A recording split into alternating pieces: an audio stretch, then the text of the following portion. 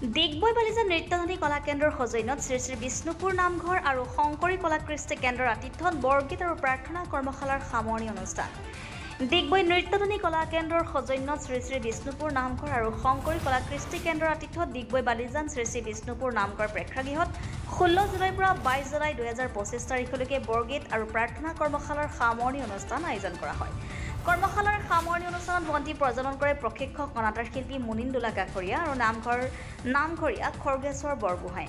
কৰ্মশালাখনিত প্ৰশিক্ষণ লোৱা ছাত্ৰ ছাত্ৰীয়ে বৰগীত আৰু প্ৰাৰ্থনা পৰিৱেশন কৰে। ডিগবৈ বালিজান নৃত্যধ্বনি কলা কেন্দ্ৰ আৰু শ্ৰী শ্ৰী বিষ্ণুপুৰ নামঘৰ আৰু শংকৰী কলা কৃষ্টি কেন্দ্ৰৰ সমিতিয়ে প্ৰশিক্ষক অনাতাঁৰ শিল্পী মুনিন্দোলা কাকৰীয়াৰ সম্বৰ্ধনা দিয়াৰ লগতে এখনি মানপত্ৰ প্ৰদান কৰে। ডিগবৈৰ পৰা Nitumoni Saikia report, public TV Assam.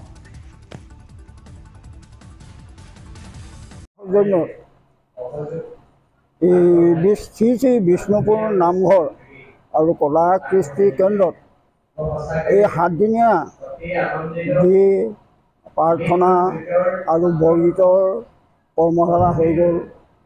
আমি প্ৰথম দিনাৰ পৰা আছোঁ আজি শেষলৈকে, কিন্তু ইমান ধুনীয়াকৈ ইমান সুচাৰুৰূপে কামভাগি হৈ যোৱাৰ কাৰণে আমাৰ মনতো খুব ভাল লাগিছে।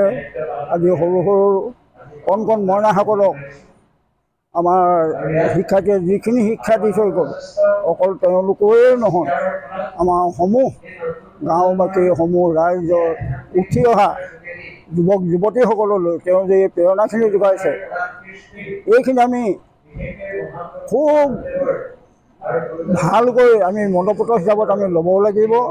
সসন্মানে তেখেতক আমি কৃতজ্ঞতা জনাবও লাগিব আৰু